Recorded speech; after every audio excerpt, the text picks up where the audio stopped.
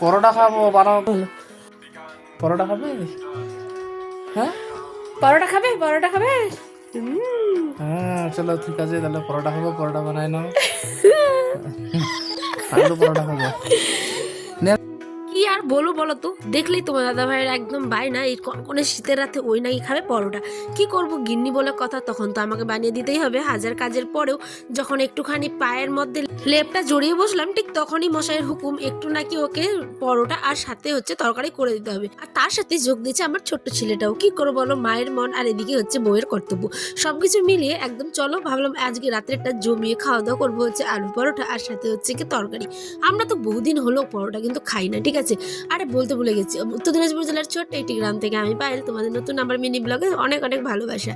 চলো ভালোবাসা জানিয়ে চট করে একটু তরকারিটা জন্য মশলাও কেটে নিয়েছি, আর প্রেশারে সিদ্ধ করতে দিয়ে দিলাম হচ্ছে গিয়ে ছোলাটা। এদিকে দেখো কত কিছু কেটে নিয়েছি, আলুটাকে ভালো করে সেদ্ধ করে নিলাম, আর সাথে হচ্ছে কাঁচা লঙ্কা, ধনে পাতা, পেঁয়াজ কুচি দিয়ে আলুটাকে মেখে নেবো নুন তেল দিয়ে, ঠিক আছে। কারণ এটা হচ্ছে গিয়ে পুর হবে পরোটার মধ্যে। তোমরা কারা কারা খেতে ভালোবাসো বলো তো এই শীতের দিনে পরোটা, মানে অনেক রকম স্পাইসি জিনিস, আমার তো সেই খেতে ভালো লাগে। দিন দিন ফুলে মোটা হয়ে যাচ্ছি বাচ্চা হওয়ার পর থেকে, বিশেষ করে আরও, কিন্তু তারপরেও মুখ যারা বন্ধ হতেই চায় না, একটার পর একটা কোনো কিছু খাবার আমার পেলেই হলো। চলো বরের আবদারে আজ আমারও খাওয়াটা কিন্তু বেশ ভালো হবে সন্ধ্যেবেলা, ঠিক আছে।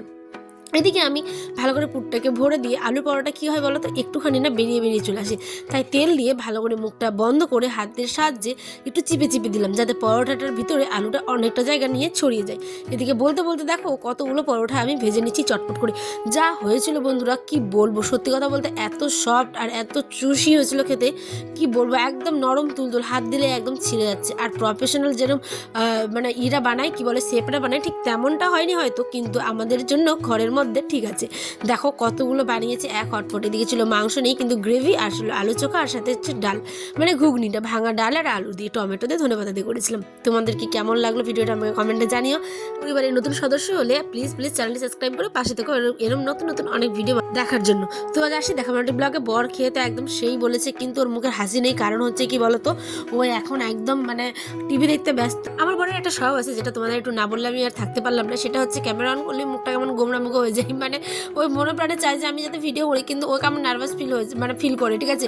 তো তোমাদের হাজব্যান্ডরা কার কার মানে এইরকম স্বভাব আছে যে ক্যামেরা অন করলেই মানে একটু নার্ভাস টাইপের হয়ে যায়, কোনো কথা মুখ দিয়ে বেরোতেই চায় না।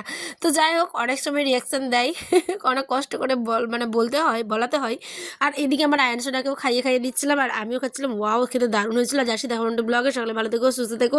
ততক্ষণে কেমন লাগলো ব্লগটা আমার কমেন্টে জানাতে ভুলো না। টাটা।